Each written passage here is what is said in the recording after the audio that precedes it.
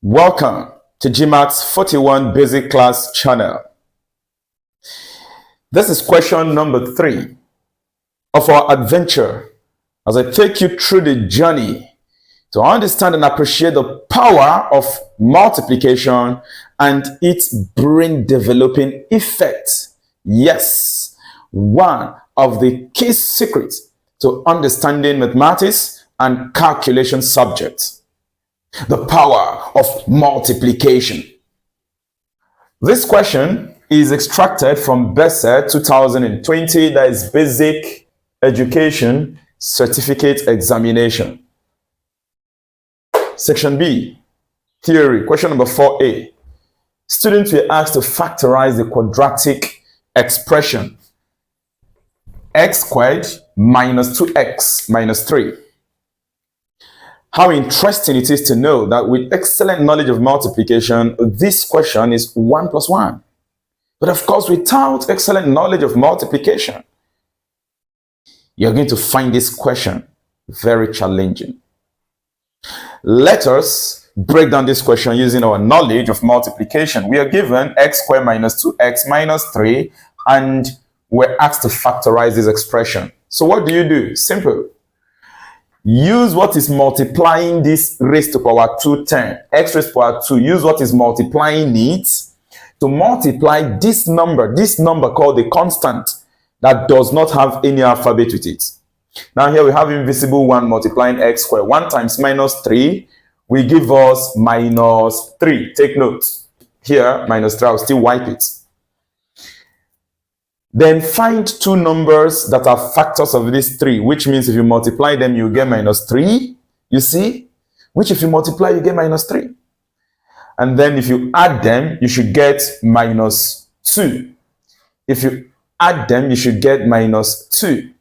Now, what are the two numbers? You must have the knowledge of multiplication to be able to determine the two numbers, which if you multiply, you will get 3. And of course, these are factors of 3.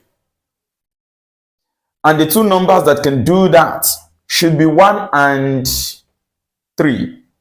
1 and 3. Because two numbers which if you multiply, you get 3, happens to be 1 and 3. But remember that these numbers, when you multiply them, you should get minus 3. Which means that one of these two numbers must be a minus. Now, how would you know the one that is meant to be a minus?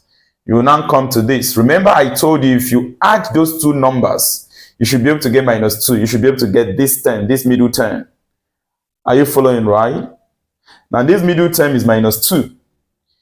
For you to get minus 2 by adding these two numbers, this 1 will be plus 1. And this 3 will be minus 3. If you add 1 to minus 3, you will get minus 2. If you add 1 to minus 3, you will get minus what? 2. And if you multiply plus 1 with minus 3, it will give you minus 3. So these are the two numbers we need to solve this problem, to factorize it. All I have to do is to come back to this question, write this first term, x raised to power 2, come to this, minus 2x. This middle term minus 2x, replace it with these factors. One of the factor is plus 1. That plus 1 multiplied by this alphabet, since this minus 2 is bearing the alphabet x. Plus 1 times x will simply give us plus x. So I'm going to fix plus x. Again, you are replacing this middle term with these two numbers. I've replaced it with plus 1. Next, minus 3. Minus 3 will go over here as well too. And that minus 3 will bear this x. So I'll come here and then fix minus 3x.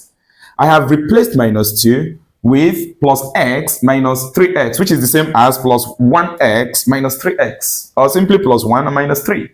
The only thing is that each of them must bear this x, since what you replaced here has x with it. After this, we have minus 3. Dear student, without an excellent knowledge of multiplication, we couldn't have done this. It's not possible. That's the truth. Don't play with multiplication if you want to enjoy mathematics and your calculation subjects. Please let us move on. I'm going to wipe these things here because I just used it to explain what you should know of how important multiplication is to factorize this expression. From here, all we just need to do is simple. Pick these two terms, factorize them. What is common to x squared plus x? You agree with me that x is common. If you pull out this x, divide this x squared by this x you factorize, you get x. Then plus, divide this x by this x you factorize, you get 1. You know, in question number 1 and 2 on this adventure, I already explained how to do normal factorization. Come here, what is common to these two terms? What is common must go with this first sign minus. So if you look at this 3x and 3, that is minus 3x and minus 3, you'll agree with me that 3 as a number is the highest common factor. And of course, you got to know that highest common factor again from multiplication knowledge. That 3 must bear the first sign here, which is minus 3, open bracket, 3x divided by this 3, or simply minus 3x divided by minus 3 will give you positive x, or simply x. Then minus 3 divided by minus 3 will give you plus 1. Minus divided by minus is plus. Then 3 divided by this 3 will give you 1. You've done the factorization. Now, anytime you do your factorization of a trinomial expression, trinomial, an expression that has 3 terms, anytime you carry out the factorization, if you are correct, the two brackets must be the same. The two brackets must be what? The same. Let me indicate. Must be the same. Must be the same. So you want to have this in mind. If the two brackets are not the same, it means you are wrong. Anyway, you don't need to write this if you're in the exam hall. So what we now have to do is to pick one of the brackets and then collect the terms outside the bracket and put them in bracket as well too. That's going to be equal to x plus 1. I've picked one of the brackets, and then x minus 3. X minus 3. Therefore, we are saying that the expression x squared minus 2x minus 3 is equal to x plus 1, bracket, then open another bracket, x minus 3. And of course, this is how simple we solve this problem. What have you learned so far? There is no way you can jump to the top of a tree without first climbing from the stem, moving upward. Yes, you must start from the shoot system. There is this part in plants, in agric science, refer to it, either agric science or biology, the shoot system, the parts that shoot out of the ground going up. Yeah, all of them make up the shoot system. Now, if you want to find yourself at the top of a tree, you cannot just jump from the ground and then you find yourself there. You must have to climb starting from somewhere. Yes. Therefore, the GMAT 41, by this question number 3, has once again exposed how important as a secret the knowledge of multiplication is. You needed multiplication to be able to get the factors that can solve this problem. And the factors we got to be plus 1 and minus 3. Yes, plus 1 and minus 3. Once you get those factors using your excellent knowledge of multiplication, your problem is as good as solved. The next thing is just 1 plus 1. Come to the middle term, remove it, and fix those two factors. Each of the factors must carry the alphabet that the middle term in the question is bearing. And then from there, do your normal factorization, which in question number 1 and 2, I have already taught you. At the end of everything, pick one of the brackets, which must be the same if you are correct, and then pick the terms outside the bracket. We have factorized this expression. Take note, we were not asked to solve. If we're asked to solve, in that case, this term you're seeing, or this expression will be made equal to 0. Then you can now, at this point, equate to 0 and solve for x from each bracket.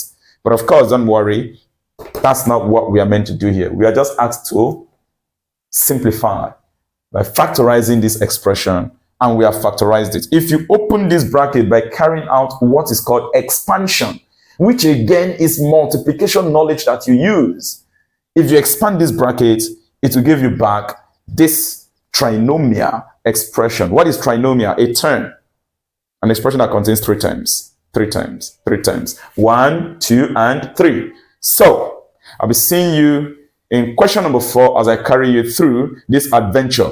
Go and learn your multiplication table. There is no 2 ways about it. Go and memorize it from 2 to 9 times table at least.